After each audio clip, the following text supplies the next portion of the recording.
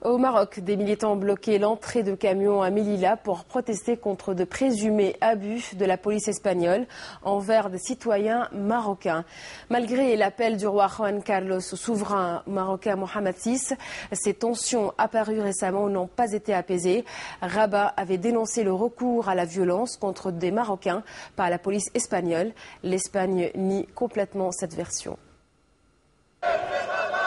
La colère de dizaines de Marocains. Rassemblés à Rabat et dans d'autres villes du pays, ils dénoncent le comportement de la police espagnole à la frontière.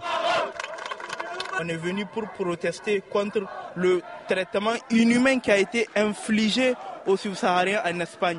Il ne faut pas que cela se répète. Un traitement inhumain, pour eux l'expression n'est pas trop forte pour décrire ce que ces hommes ont subi. 8 personnes venues d'Afrique subsaharienne arrêtées en mer alors qu'elles tentaient de rejoindre les côtes espagnoles. Les Espagnols nous ont pris sur la mer et ils nous ont tabassés. Et parce que moi j'ai les écorchures aux pieds. Mais bon, ils m'ont botté avec des chaussures. Et ils nous ont amenés à la plage, ils nous ont retirés, ils nous ont balancés comme des poissons. Le gouvernement marocain exprime son indignation, car depuis plusieurs semaines, les incidents se multiplient aussi à Melilla et Ceuta, les 2 enclaves espagnoles sur la côte marocaine. Ces étudiants, marques à l'appui, expliquent comment ils ont été reçus par les gardes à la frontière, à cause, disent-ils, d'un drapeau marocain accroché à leur voiture. Ils nous disent retournez au Maroc, vous êtes comme des chiens là-bas, ils commencent à nous insulter. Puis après, on veut faire demi-tour, ils nous matraquent, ils donnent des choses dans la voiture. En Espagne, on nie cette version des faits. Le gouvernement souhaite surtout calmer le jeu.